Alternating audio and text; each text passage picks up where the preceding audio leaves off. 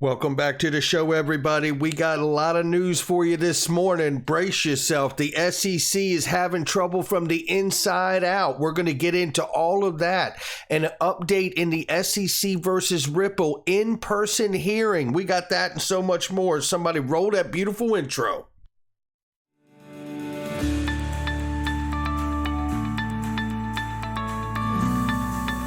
Digital Perspectives with Brad Kimes. Come on in.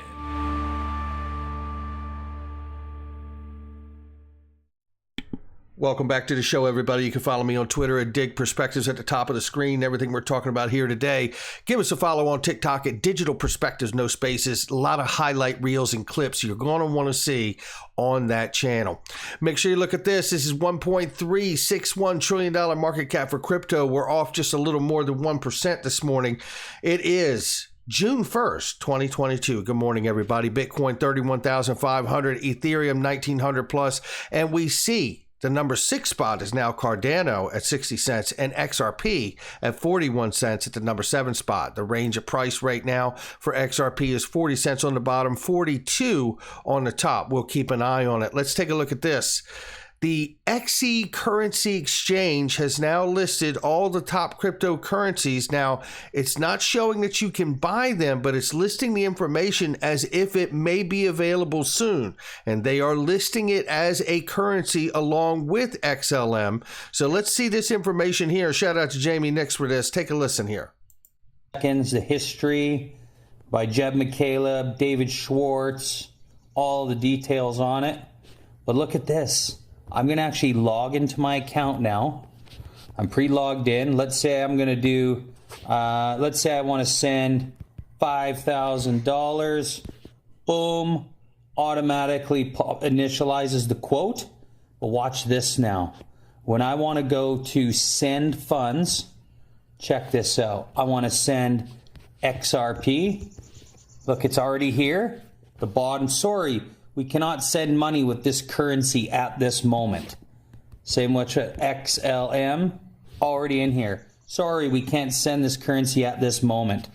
Guys, the train has absolutely left the building. XRP is on XE money transfer. Buckle up, everybody. Cryptocurrency is here to stay. Well said, Jamie Nix, and shout out for that information. You know, this currency exchange, listing both of those as currencies, although not available, is a huge signal to where we are going.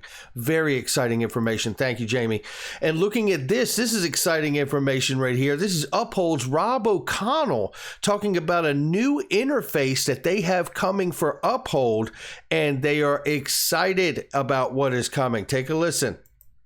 We have a brand new, and I can't spoil this, but we have a brand new user interface coming out, which I think all I'll say is that when we launched our anything to anything user experience, our numbers, soared. It was very mobile centric.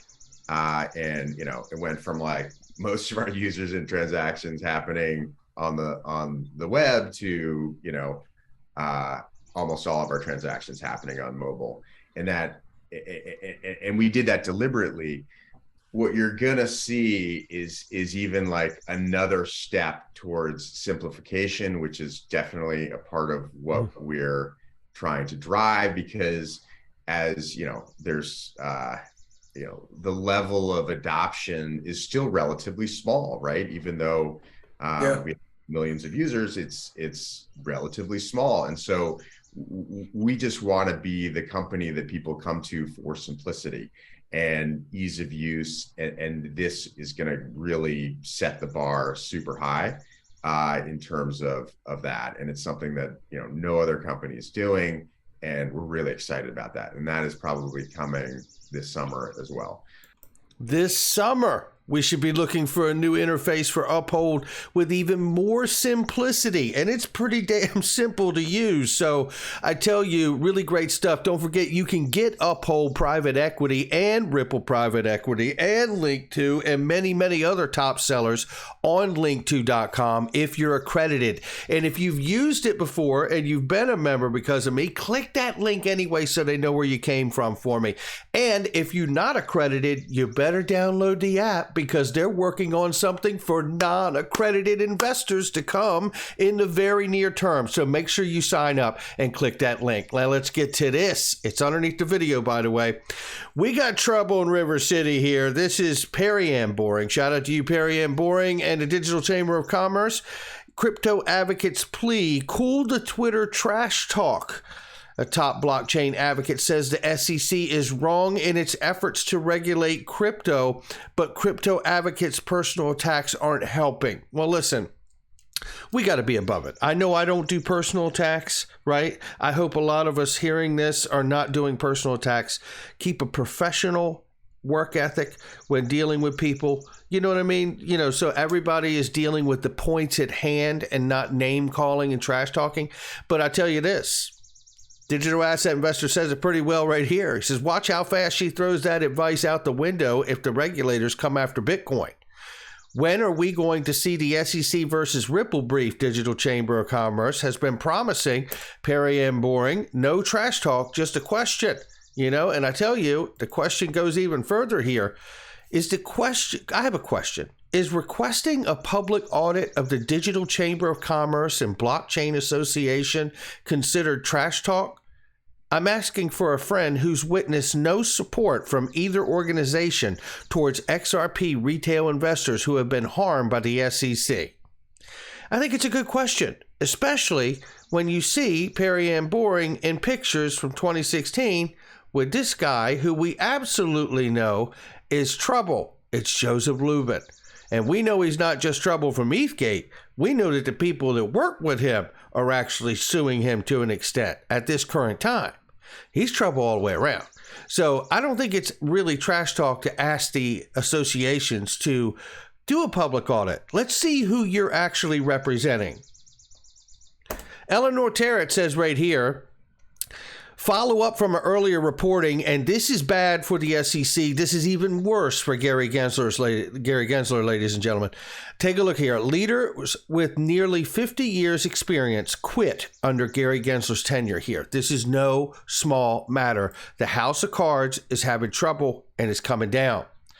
This is a clip right here from Digital Asset Investor here, and he basically shows the contrast. And I want to take you through, of course, this is Gary Gensler claiming everything is clear, right? And I want to take you through right here and start with John Deaton talking with Jeremy Kaufman from Library Project. And I want you to hear what is said here. Listen to this.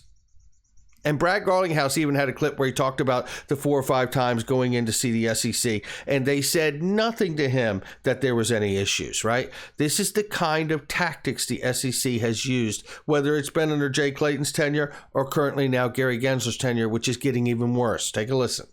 I mean, if someone such as yourself came to me today as a lawyer seeking advice, I would say don't cooperate. Correct.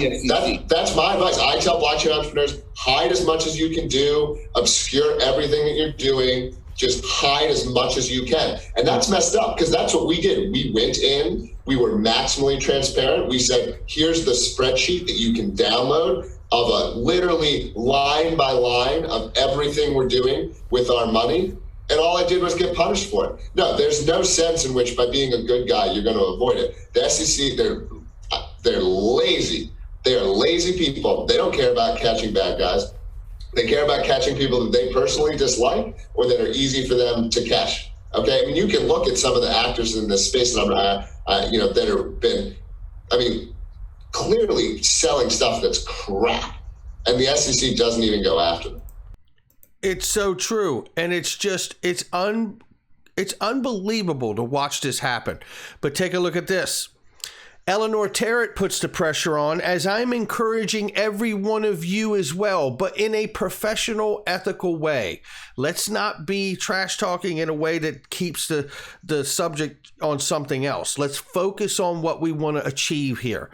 Eleanor Terrett keeps the pressure on and asks Hester Peirce, what do you say to this? Surely this isn't the message the SEC wants to send to the people it's supposed to protect.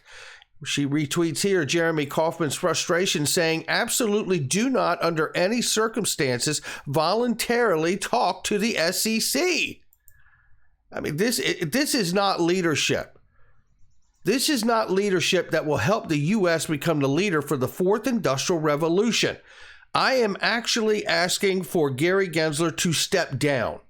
Hashtag step down Gensler. That's what we're doing with our tweets, ladies and gentlemen. Let's get them out there. This here is Tim sharing us even more pressure coming now as Charles Gasparino is on Liz Clayman late yesterday afternoon talking about many senior officials fleeing the SEC under Gary Gensler here. Take a listen to this disturbing information. We're getting this from multiple sources inside the SEC. These are people that are staff attorneys, that work in the enforcement division and elsewhere. And it's not just the union that's chafing under him. It's the attorneys, the people that run the place are chafing. They're saying that his management style, brusque, demanding, unflinching. His workload, I mean, he's doing everything from cracking down on crypto to ESG to you name it. This has a very expansive regulatory agenda that this is leading to massive amounts of departures, even more so than in the past. We understand that 3 left today. We should point out that, so these are 3 pretty senior people. Christina Littman, head of the cyber unit. That's pretty big within the enforcement division. Jennifer Lite, associate director of enforcement, and Adam Adderton, co-chief of asset management enforcement. Again, for we understand, more than a dozen have departed since Gensler's appointment. And I'll tell you, I've covered SEC chiefs for years. I've seen really demanding ones. I've covered Arthur Levitt. I covered even Richard Breedenbach. Shows you how old I am. Harvey Pitt. Pat Harvey Pitt. Chris Cox. Chris Cox. You just did not see this level of turnover, this level of, I don't want to work for this guy. And it's not just the top. It's pervasive. Again, he's got massive problems with the SEC union. They're rebelling over all sorts of stuff involving their workload. Now he's got issues with people that are, the core people at the SEC, these staff attorneys who are leaving left and right. The latest 3 we just pointed out.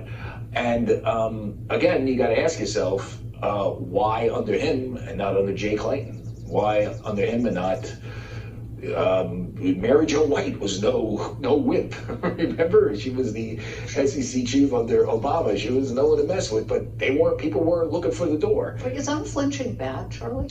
Don't you need a tough person? Yeah, it's a great question. I mean, when does tough, demanding become abusive and we just don't like working for? We just don't like working for him. And I mean, that's the problem here. They realize he's trying to operate on more of a political landscape than he is within the confines of the SEC. That's the takeaway here. Now, the trouble in the SEC, Gary Gensler may be a lot of things, but a mindful, thoughtful leader isn't one of them. A real, true leader brings everyone with them. That's how you know. That's how you know. Let's get to this information right here. We have a hearing coming up, and it is scheduled for Tuesday, June 7th for the SEC versus Ripple at 3 p.m. to discuss the SEC's renewed assertion of attorney-client privilege as to internal documents related to Hinman's June 14th, 2018 speech. Now, to go along with that, we know that we don't have any information currently that says we'll be able to, check in and hear anything. If that changes, we'll get that information to you. But this is Bill Belisarius, who follows the case here, and certainly a legal analyst on what is happening, said, here is the order on January 24th by Judge Netburn. Definitely she ordered they produce just 10 documents, which they did. The outcome of the hearing on June 7th may be that they produced the other 58 for in-camera review by her? Let's take a look at this right here. Order granted, it says here, granting the order, letter of motion extension of time. SEC's request is granted in part. The SEC may file any motion for reconsideration by February 17, 2022, and the defendants may file their response by February 25th. No reply briefs are permitted. It says here, briefs shall be limited to 10 pages, double spaced, and the publicly filed versions should be minimally redacted. The SEC may submit 10 additional documents for in-camera review along with its motion. Deadline for either party to file an objection, District Judge Torres from January 13, 2022. You get the gist of it, so on and so on. So he's suggesting maybe they're going to be ordered to cough it up in-camera review in person. Now, there is the other side of this that Jeremy Hogan shares here. He says, nothing like a good old-fashioned in-person hearing to get the blood moving. June 7th, game on. Shout out to, Jim Filan, Jeremy Hogan, Bill Belisarius, Fred Rispoli, and John Deaton, obviously, of course, and everyone else who keeps us up to date on what is going on in the legal realm here.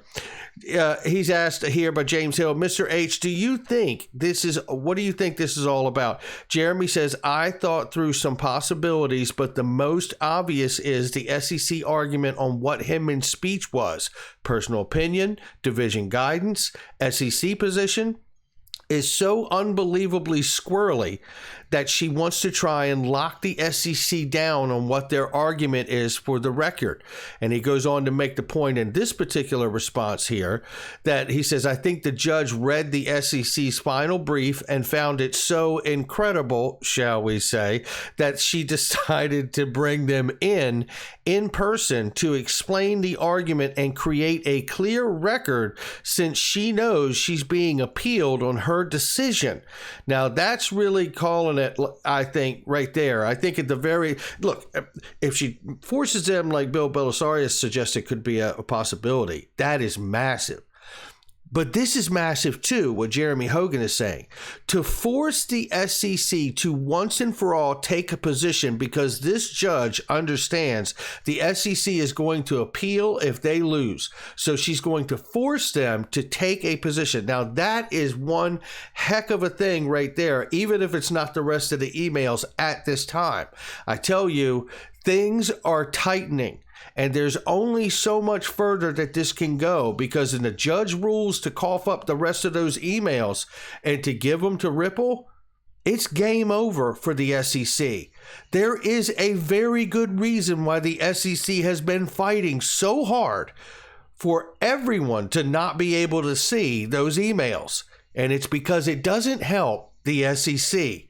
It probably helps Ripple and XRP. That's going to do it for me. I didn't try to make that rhyme, but that's just how that went. You know what I mean? Not financial advice, just my digital perspectives. I'll catch all of you on the next one.